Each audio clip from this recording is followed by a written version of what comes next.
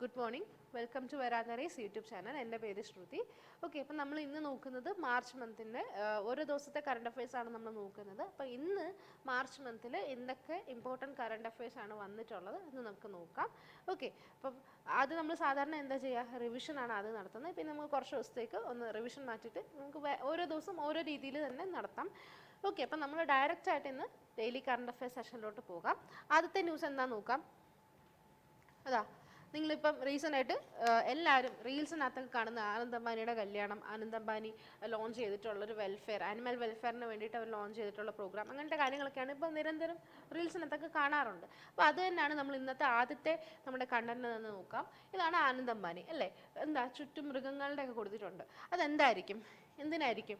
അതായത് ആനന്ദ് അംബാനി നമ്മുടെ ഇന്ത്യയിൽ തന്നെ ആദ്യത്തെ ഒരു ആനിമൽ വെൽഫെയർ പ്രോഗ്രാം, അല്ലെങ്കിൽ ആനിമൽസിനെ അവരുടെ ഈ പറയുന്ന ക്രിട്ടിക്കലി എൻഡേഞ്ചേർഡ് ആയിട്ടുള്ള ആനിമൽസിനെയൊക്കെ ശുശ്രൂഷിക്കാനും അതുപോലെ തന്നെ അവരുടെ വെൽഫെയറിന് വേണ്ടിയിട്ട് ഒരു പ്രോഗ്രാം സ്റ്റാർട്ട് ചെയ്തിട്ടുണ്ട്. ഒരു റീഹാബിറ്റബിൾ അതുപോലെ തന്നെ ഇഞ്ചേർഡ് ആയിട്ടുള്ള ആനിമൽസിനെയൊക്കെ, ത്രെട്ടൻഡ് ആയിട്ടുള്ള ആനിമൽസിനെയൊക്കെ സെക്യൂർ ആയിട്ട് വെക്കാൻ വേണ്ടിയിട്ടാണ് ഇങ്ങനെ ഒരു റീഹാബിറ്റബിൾ പ്രോഗ്രാം അദ്ദേഹം ക്രിയേറ്റ് ചെയ്തിട്ടുള്ളത്. അതിൻ്റെ പേരാണ് വൻതാര.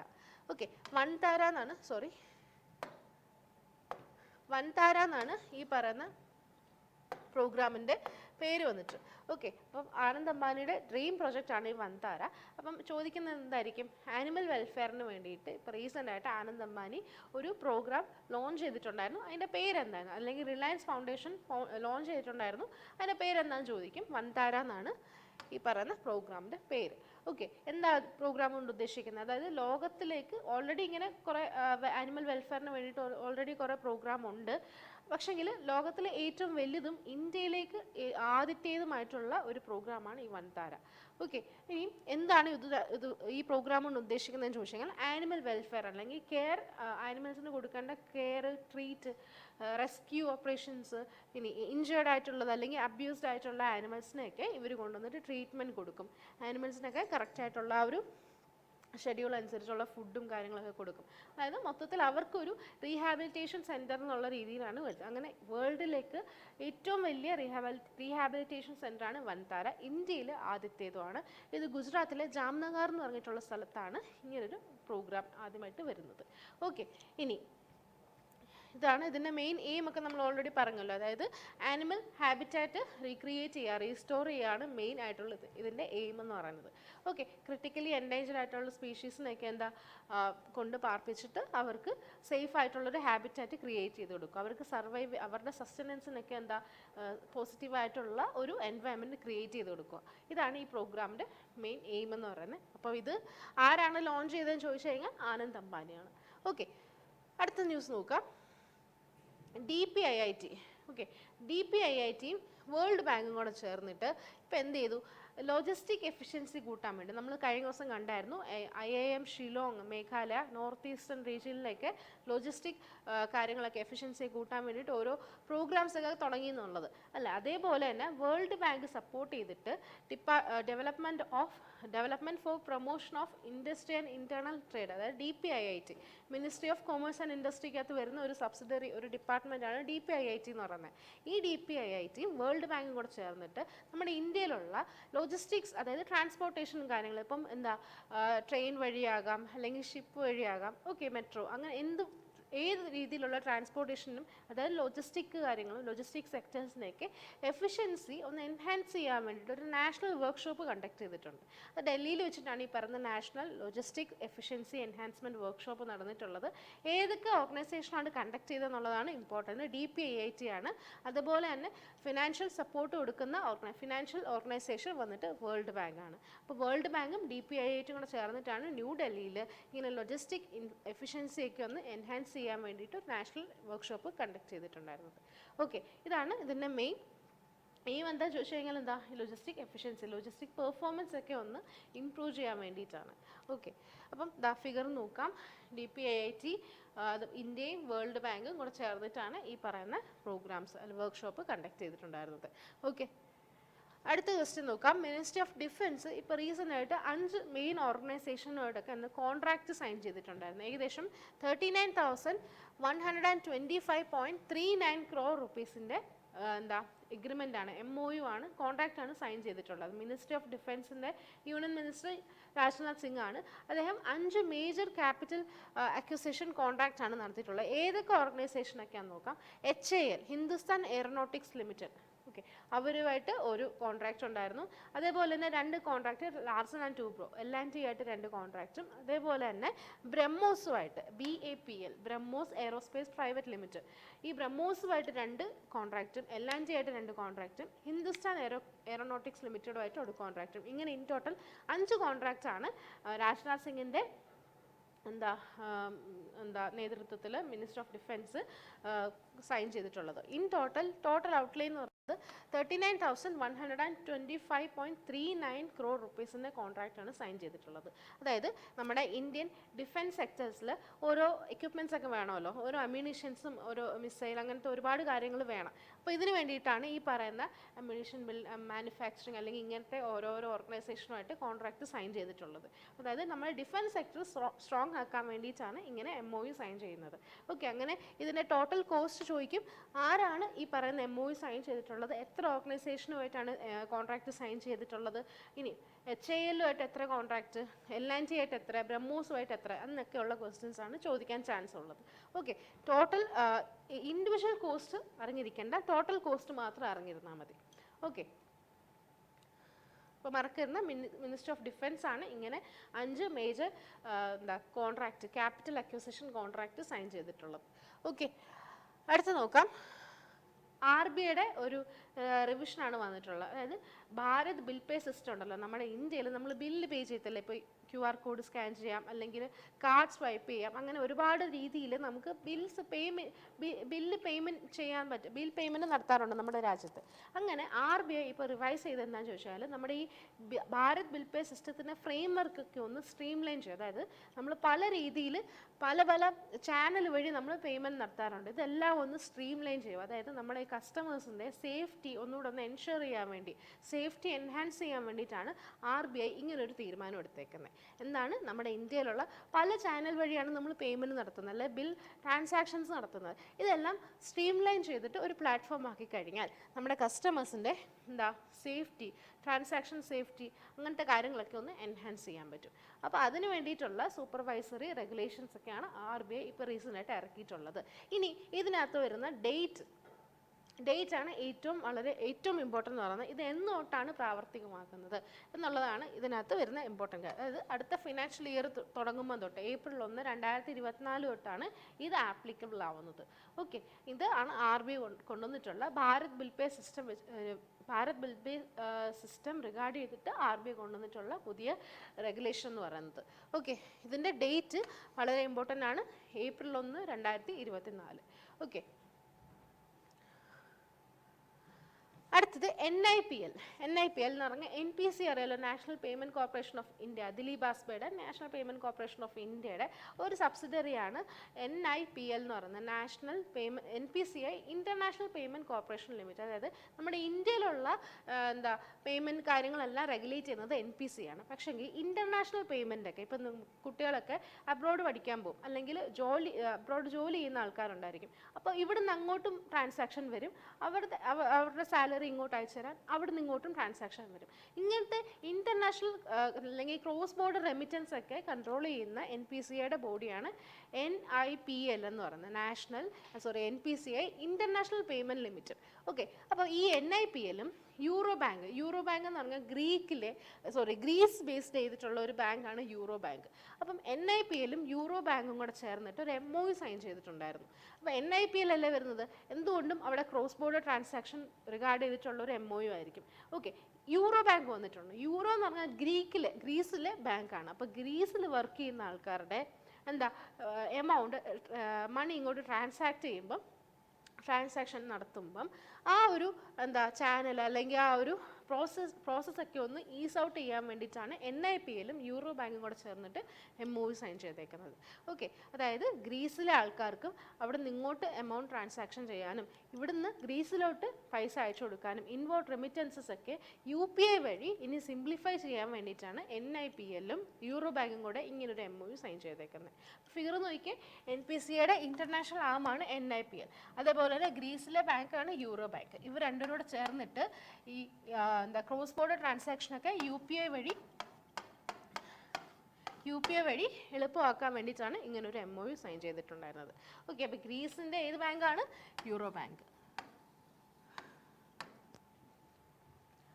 അടുത്ത് നോക്കാം, കോട്ടക് മഹീന്ദ്ര ബാങ്കിൻ്റെ ഒരു ഇമ്പോർട്ടൻറ്റ് ന്യൂസാണ്. ഇപ്പോൾ റീസെൻ്റ് ആയിട്ട് അവരൊരു ലോൺ ഫെസിലിറ്റി സ്റ്റാർട്ട് ചെയ്തിട്ടുണ്ട്. അതിൻ്റെ പേരാണ് സ്മാർട്ട് ചോയ്സ് ഗോൾഡ് ലോൺ എന്ന് പറയും.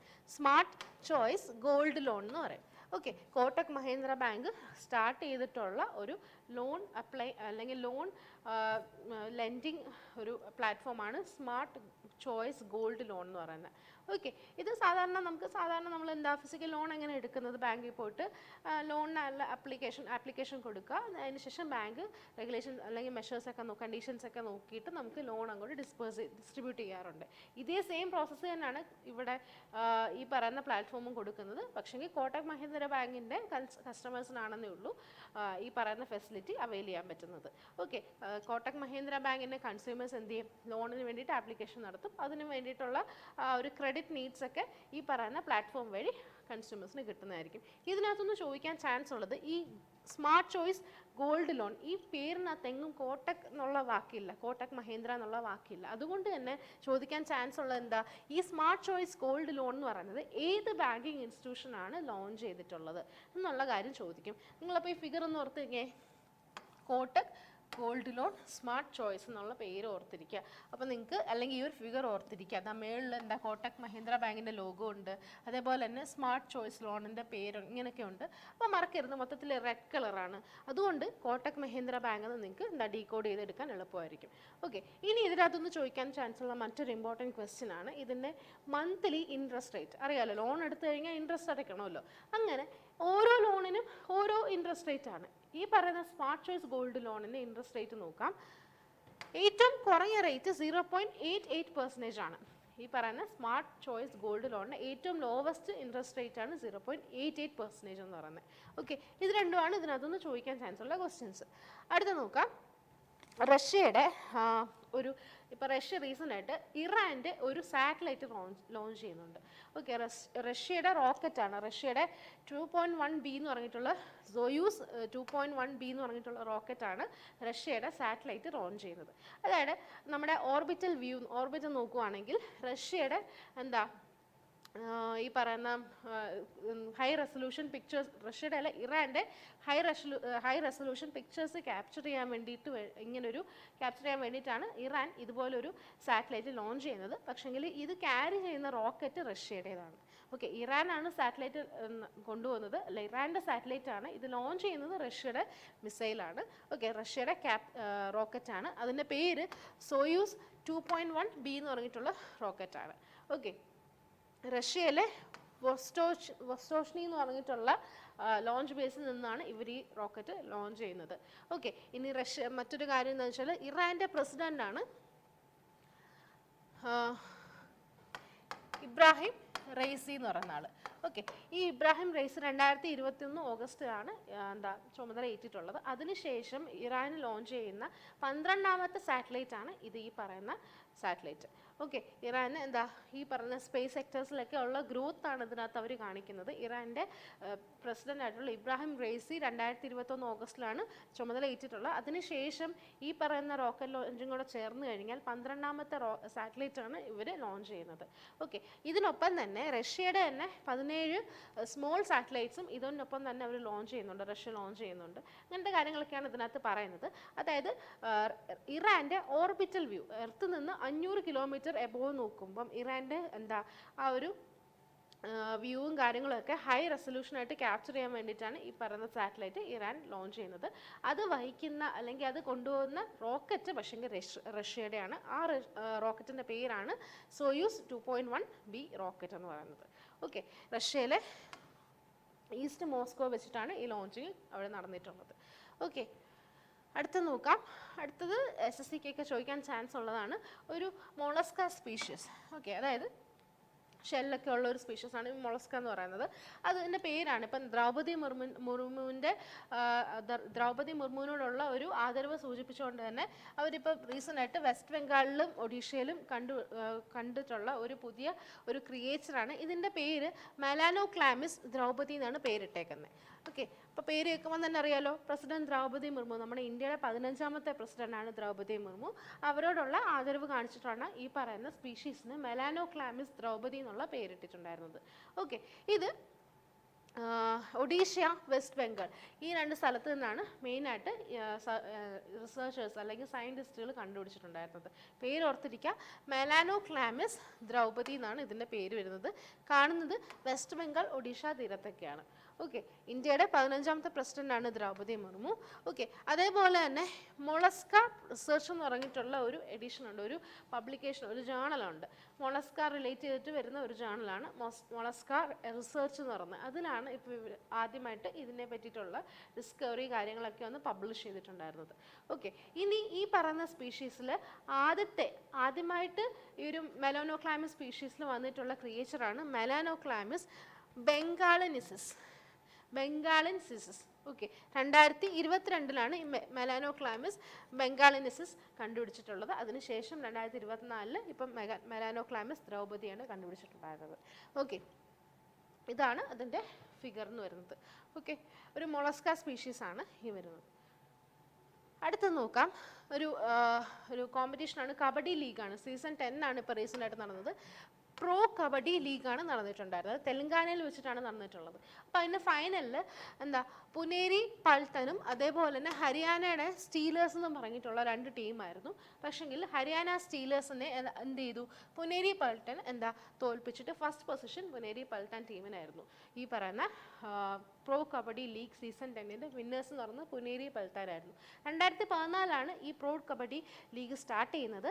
ഓക്കെ, 10ാമത്തെ എഡിഷനാണ് 2024 ആയപ്പോൾ നടന്നത്. 2014 തൊട്ട് ആദ്യമായിട്ടാണ് പുനേരി പൾട്ടൻ ടീം ഈ പറയുന്ന PKL കോമ്പറ്റീഷൻ അല്ലെങ്കിൽ ടൈറ്റിൽ വിൻ ചെയ്യുന്നത്. അപ്പോൾ വർഷം ഓർത്തിരിക്കുക, ഇത് സ്റ്റാർട്ട് ചെയ്ത വർഷം 2014 അപ്പോൾ അതിനകത്ത് നിന്ന് അണ്ടർസ്റ്റുഡ് ആണ് 10ാമത്തെ എഡിഷനാണ് 2024 നടന്നത്. ഇനി 2024 നടന്നത് എവിടെയാണെന്ന് ചോദിക്കാൻ ചാൻസ് ഉണ്ട്. തെലങ്കാനയിലെ ഹൈദരാബാദിൽ വെച്ചിട്ടാണ് ഈ പറയുന്ന competition league, pro kabaddi league നടന്നിട്ടുള്ളത്. PKL സീസൺ എന്നും പറയും, PKL കോമ്പറ്റീഷൻ എന്നും പറയാറുണ്ട്. പ്രോ കബഡി ലീഗ് എന്നാണ് ഇതിൻ്റെ ഫുൾ ഫോം എന്ന് പറയുന്നത്. അപ്പോൾ ടൈറ്റിൽ വിന്നർ ആരാണ്?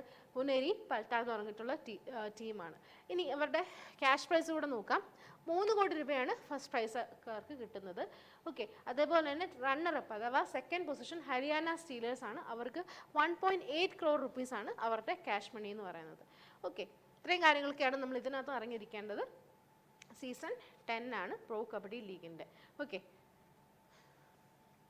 അടുത്തത് വളരെ ഇമ്പോർട്ടൻ്റ് ആയിട്ടൊരു ന്യൂസാണ്. ഒരു ആർക്കിയോളജിസ്റ്റാണ്, ഒരു ഫേമസ് ആർക്കിയോളജിസ്റ്റാണ് കുമാർ ശർമ്മ എന്ന് പറയും. ഓക്കെ, കുമാർ ശർമ്മ, ഇദ്ദേഹമാണ് കുമാർ ശർമ്മ. നിങ്ങൾ ആ ഫിഗർ ഒന്ന് നോക്കിയേ, ഇത് കാണുമ്പോഴറിയാം എന്തോ എക്സ്കവേഷനൊക്കെ നടത്തിയിട്ട് ആർക്കിയോളജി ഡിപ്പാർട്ട്മെൻറ്റ് പോലെ അല്ലെ, പുരാവസ്തു ഗവേഷണം പോലെ ഇങ്ങനത്തെ കാര്യങ്ങളുടെ അടുത്തൊക്കെയാണ് നിൽക്കുന്നത്. ഓക്കെ, അപ്പം ഈ കുമാർ ശർമ്മ എന്ന് പറഞ്ഞിട്ടുള്ള അരുൺ കുമാർ ശർമ്മ എന്ന് പറഞ്ഞിട്ടുള്ള ആൾ ഒരു ആർക്കിയോളജിസ്റ്റാണ്. ഈ പടം ഒന്ന് ഓർത്തിരിക്കുക. അപ്പം ഏത് ഫീൽഡിൽ നിന്നാണ് ഏത് ഫീൽഡിൽ നിന്നുള്ള ആളാണ് ഇപ്പോൾ റീസെൻ്റായിട്ട് മരിച്ചതെന്ന് ചോദിച്ചു കഴിഞ്ഞാൽ ആർക്കിയോളജി ഫീൽഡാണ്. ഓക്കെ, അദ്ദേഹത്തിന് പത്മശ്രീ അവാർഡ് കിട്ടിയിട്ടുണ്ടായിരുന്നു. ഓക്കെ, ഇനി ഏത് കാറ്റഗറിയിലാണ് അദ്ദേഹത്തിന് പത്മശ്രീ അവാർഡ് കിട്ടിയിട്ടുള്ളത്? അതേഴ്സ് കാറ്റഗറിയിൽ, അതായത് ആർക്കിയോളജി ഡിപ്പാർട്ട്മെൻറ്റ് അങ്ങനത്തെ കാര്യങ്ങളിലൊക്കെയാണ് പത്മശ്രീ അവാർഡ് കിട്ടിയത്. കിട്ടിയ വർഷം 2017 ആണ്.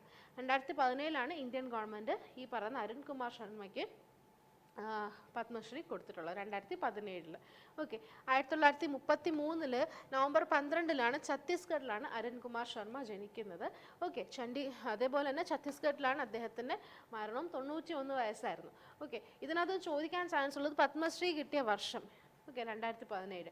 അതേപോലെ തന്നെ വേറൊരു രീതി ചോദിക്കാം. ഇപ്പോൾ റീസെൻ്റായിട്ട് പത്മശ്രീ കിട്ടിയ അരുൺ കുമാർ ശർമ്മ മരിച്ചിട്ടുണ്ടായിരുന്നു. അദ്ദേഹം ഏത് ഫീൽഡുമായിട്ട് റിലേറ്റ് ചെയ്തിട്ടാണ്, അല്ലെങ്കിൽ ഏത് ഫീൽഡിലാണ്, ഏത് കാറ്റഗറിയിലാണ് അദ്ദേഹത്തിന് 2017 പത്മശ്രീ കിട്ടിയത് എന്നൊക്കെ ചോദിക്കാൻ ചാൻസ് ഉണ്ട്. മറക്കരുത്, ആർക്കിയോളജിസ്റ്റ് ആയിരുന്നു ഇദ്ദേഹം. പത്മശ്രീ കിട്ടിയ വർഷം 2017. ഓക്കെ,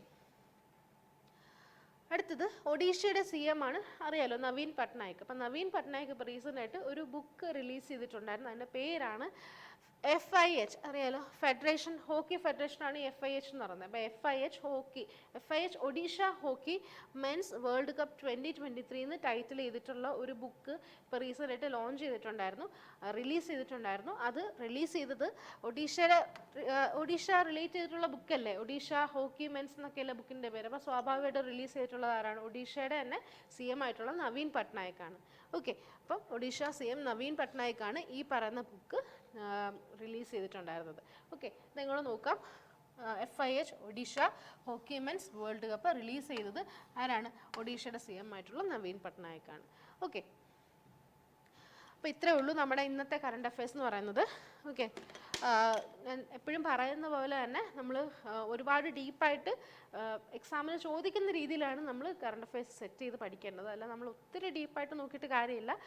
ഒരുപാട് ന്യൂസ് നമ്മൾ ഡെയിലി കാണും, പക്ഷേങ്കിൽ ഏതൊക്കെ എക്സാമിന് ചോദിക്കാൻ ചാൻസ് ഉള്ളത് എന്ന് നമ്മൾ സോർട്ട് ചെയ്തിട്ട് അത് മാത്രം പഠിക്കുന്നതാണ് നമ്മുടെ സ്മാർട്ടായിട്ടുള്ള രീതി എന്ന് പറയുന്നത്. ഇനി ബാങ്കിങ് അവയർനെസ് അല്ലെങ്കിൽ എന്താ ഈ പറയുന്ന എക്കണോമി ന്യൂസൊക്കെ നമ്മൾ ഓരോ റേറ്റ് ആയിട്ട് പഠിച്ച് ഇൻഡിവിജ്വലായിട്ട് പഠിച്ച് അല്ലെങ്കിൽ ഓരോന്നോരോന്നായിട്ട് പഠിച്ചു കഴിഞ്ഞാൽ മറന്നു പോകും.